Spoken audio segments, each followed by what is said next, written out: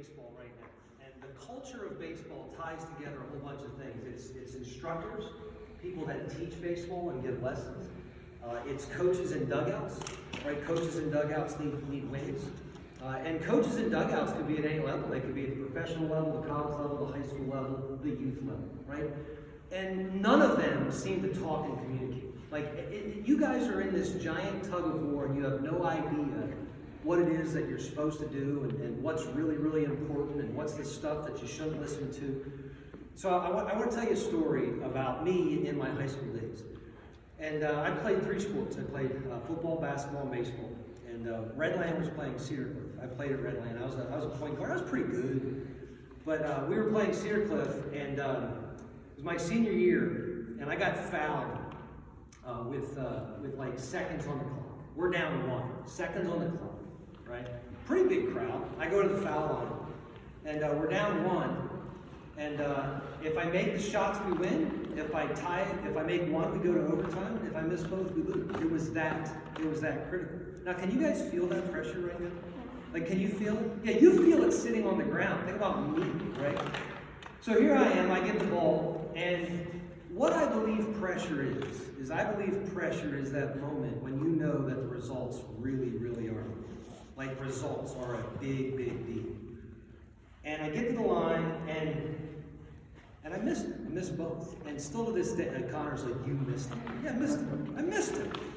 I missed both foul shots, and still to this day, like when we're in relaxed company, my brother eventually will say, remember that Cedar Cliff game? And it just tears me apart.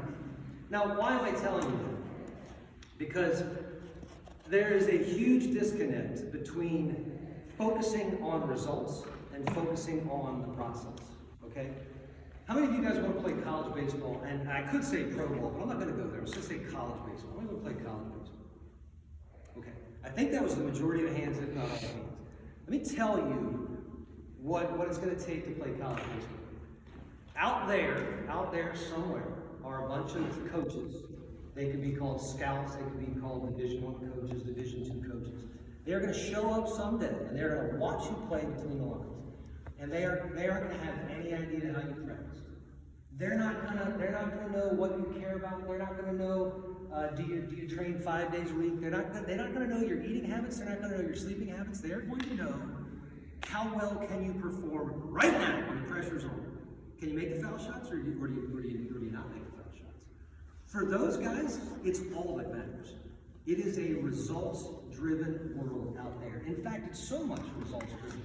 If you don't win, they might lose their job. You know how much of a results are? Could you imagine, how many of you are Penn State football fans? Me too. Could you imagine if James Franklin took the podium and said, it doesn't matter if we're 0-11 or 11-0, as long as it's the process. We're just going to work really hard, right? You think the fan base would be like, I like that. Yeah. No. I want him out. I want him gone. I want him gone yesterday. Results matter. It's that important, right? But here's the thing. The minute you walk through that door, the minute you start practicing, you have to redefine what your goals are. The results can no longer matter, and that's the single hardest thing to understand. The results now have to become something else. It's called feedback. Feedback is a fancy way of saying you have to learn from it. All right? Some of you young guys tonight, you guys got so emotional because you didn't catch it or you didn't do it the way you wanted to do it, right? And years from now, that might matter a lot. There might be a college coach that might say, you know what, he doesn't block the way I want, he doesn't throw the way I want, he doesn't run the way I want, I'm not going to offer him a scholarship. That's the way it works, right? But right now, when you walk through those doors, you have got to take all those results and you've got to throw them away, and you've got to say all those results that are going to matter more than anything else, all of those things, I have to use them as feedback. I have to learn from them. I have to grow from them. You cannot get wrapped up in success and failure. You cannot get wrapped up in is this the right way? Is this the wrong way? The minute that you get wrapped up in is this the right way or the wrong way, now all of a sudden you're playing a game. You're playing a judgment. Right? This game inside, right? I wrote a book called How the River Cats Won. And I call that the outside game. I call this the inside game. And the minute that you understand those two, the minute that you realize out there the only thing that matters are results, and in here the only thing that matters is the process, You will start to get better. Because the worst thing that you can do is be one or the other. You have to be both. Because if you don't know, out there's a standard to which they want to play at. Like there are Division I guys, there are Division II guys that have a standard. This is the level at which you have to play. It is all about getting to this level. If you don't honor that and you don't recognize that, you're going to spend all your time in here just dallying about, going, it's all about the process. It's all about the process. No, it's not. You walk through those doors, it's more than the process. You got to give them something that they want. Does that make sense?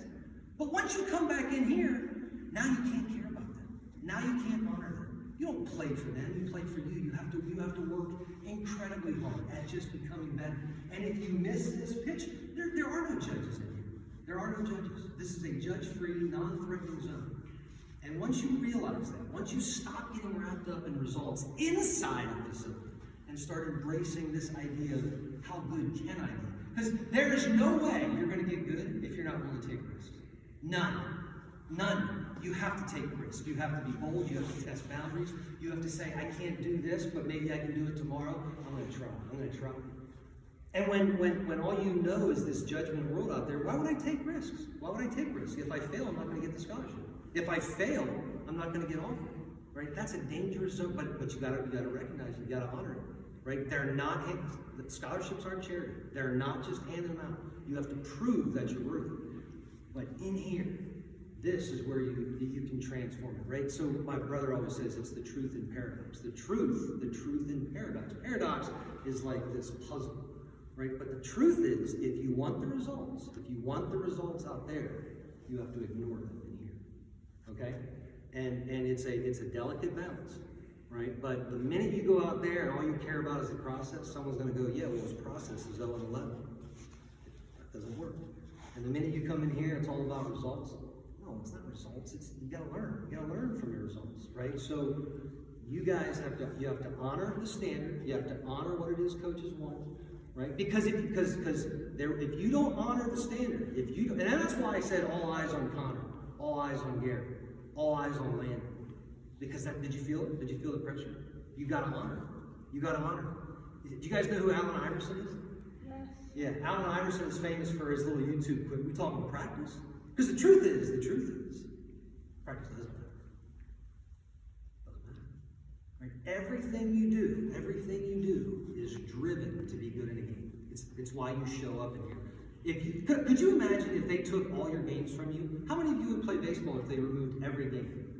No more games, just practice. How many of you would still sign up? You would still practice? Just practice. For no other reason, just to practice. Eventually, I want to play. That's why we practice. We practice because that is so important. And Allen Iverson was right. Practice. We're talking practice. But the truth in paradox is, it is so important. It is so important because this is where we do get better. But the only reason it's important is because that exists. We have to honor that. We have to recognize the standard. And Logan Solvay wants me to be honest with him. He wants me to tell him it's not good enough.